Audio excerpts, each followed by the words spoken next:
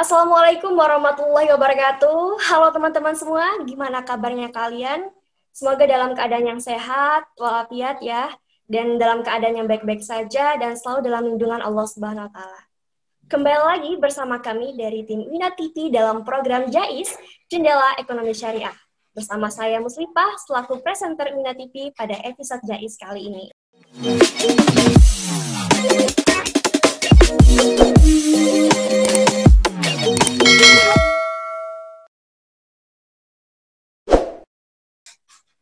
Dan hari ini teman-teman kita akan membahas mengenai DSN MUI, Dewan Syariah Nasional Majelis Ulama Indonesia, DPS, Dewan Pengawas Syariah, dan juga DSN MUI Perwakilan.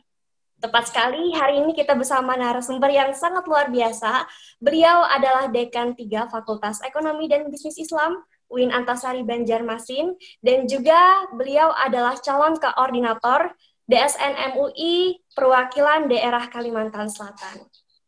Beliau adalah Dr. Muhaimin SAG MA. Oke, kita sapa dulu ya. Halo Bapak, Assalamualaikum. Waalaikumsalam warahmatullahi wabarakatuh. Gimana Pak kabarnya hari ini? Alhamdulillah baik. Alhamdulillah baik ya Pak. Oke, mungkin kita langsung aja nih Pak, masuk kepada pembahasannya hari ini ya, terkait dengan tema tadi ya. Mungkin saya ingin langsung tanyakan kepada Bapak mengenai perbedaan DSN MUI ya, Dewan Syariah Nasional Majelis Ulama Indonesia, dan juga DPS, dan juga DSN MUI Perwakilan. Kira-kira apa sih Pak perbedaannya, baik itu dari pengertian maupun kerangka dan lain sebagainya? Silahkan Bapak jelaskan. Oke, terima kasih. Pertanyaan yang bagus ya sekali untuk dijelaskan kepada semua pihak terkait dengan perbedaan antara DSN MUI, DSN MUI Perwakilan, dan Dewan Pengawas Syariah.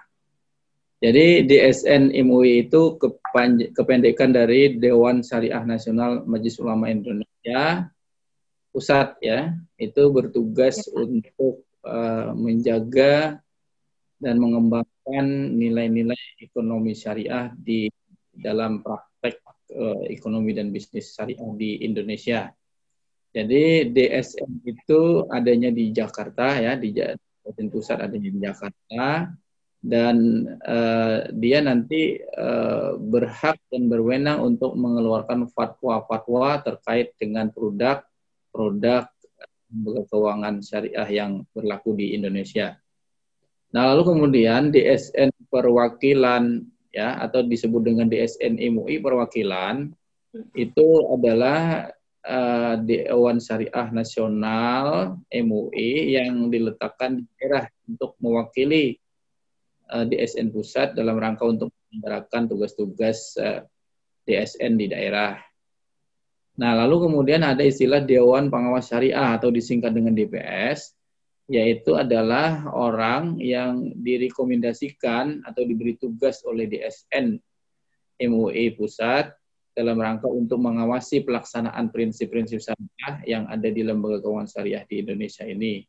Ya, atau misalnya di lembaga keuangan syariah itu misalnya di Bank Syariah, di BPRS, di BMT, Koperasi Syariah, dan lain-lain yang menyelenggarakan perekonomian berdasarkan syariah. Begitu secara singkat. Ya. Kemudian nih Pak, terkait dengan latar belakang dari DSN MUI ya, dan juga DSN MUI Perwakilan, dan juga DPS, itu apa sih latar belakang pemerintah membentuk tersebut gitu ya, unit tersebut? Ya, silahkan Bapak jelaskan. Oke, kalau dilihat dari latar belakang berdiri DSN MUI itu lahir karena dua hal ya. Yang pertama bahwa dalam rangka menumbuh kembangkan ekonomi syariah di Indonesia dipandang perlu untuk memperluas jangkauan pelayanan kepada para pemegang kepentingan atau disebut dengan stakeholder dalam konteks pelaksanaan praktek perekonomian syariah di Indonesia. Jadi perlu ada lembaga yang memenuhinya yang disebut dengan DSN. Nah, lalu kemudian bentuknya itu dia berada pada organ Majelis Ulama Indonesia. Jadi DSN itu atau Dewan Syariah Nasional Indonesia itu berada di dalam tubuh MUI. yang dibentuk khusus untuk mengawasi pelaksanaan syariah di dalam kegiatan syariah yang ada di Indonesia. Seperti itu. Dan pada akhirnya juga kewalahan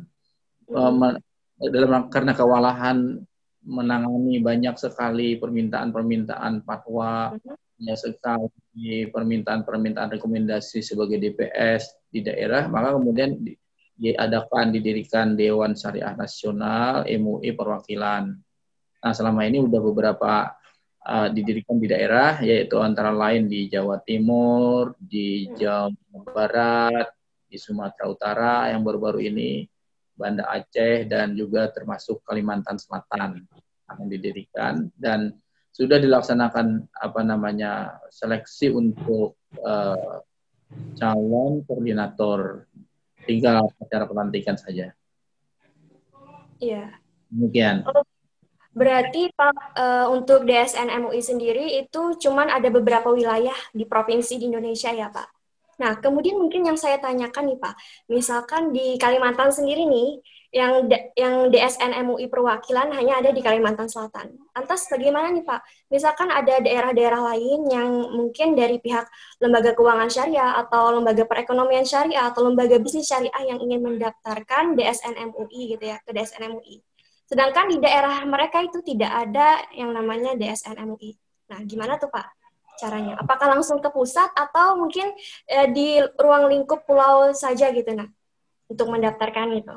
Ya, baik, khusus untuk ke daerah Kalimantan, ya. itu nanti itu semuanya akan ada DSN MUI perwakilan. Tapi sementara karena yang pertama kali di Kalimantan ini adalah Kalimantan Selatan, tentu saja nanti yang dari Kalimantan Tengah, dari Kalimantan Timur, Kalimantan Utara, dan Kalimantan Barat itu akan berurusan dengan DSN perwakilan MUI yang ada di Kalsel. Jadi kita melingkupi regional Kalimantan. Wah, sangat luar biasa berarti Pak untuk daerah Kalimantan Selatan sendiri ya. Nah, kemudian saya ingin menanyakan tugas ya. Tugas dari DSN MUI itu apa aja sih, Pak? Ya, kalau ditanya tentang tugas DSN MUI itu, ya yang pertama dia adalah akan menerbitkan fatwa secara nasional terkait dengan kegiatan atau produk lembaga keuangan atau lembaga keuangan syariah atau lembaga bisnis syariah atau lembaga perekonomian syariah lainnya. Jadi fungsi dari DSN MUI ini lebih kepada regulator dari sisi lembaga keuangan syariah baik bank ataupun non bank. Dan dia juga bisa merekomendasikan dalam arti mengangkat dalam kutip ya, merekomendasikan calon-calon dewan pengawas syariah yang diusulkan oleh lembaga keuangan bersangkutan.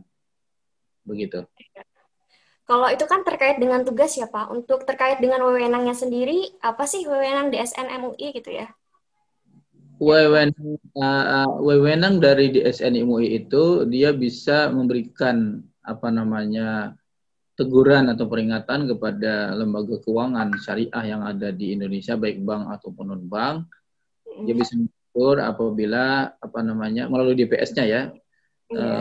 Bisa menegur melalui DPS-nya apabila terjadi penyimpangan prinsip syariah yang ada dalam praktek di dunia lembaga keuangan syariah, baik bank atau non-bank.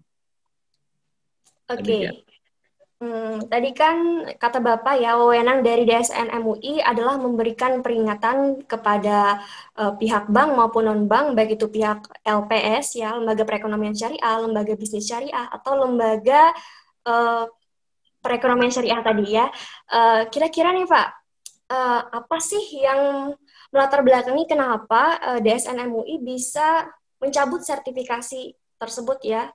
Siapa tahu nih mungkin dari penonton setia Wina TV nantinya ya, mungkin punya bisnis yang berlabel syariah atau punya hotel syariah misalkan ya.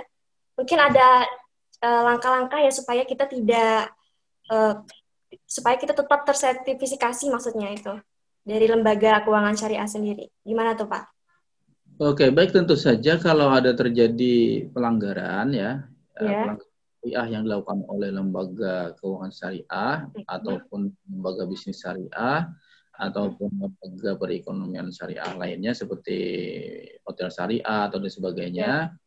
Itu kalau terjadi pelanggaran tentu saja dalam hal ini DSN MUI melalui Dewan Pengawas Syariahnya bisa melakukan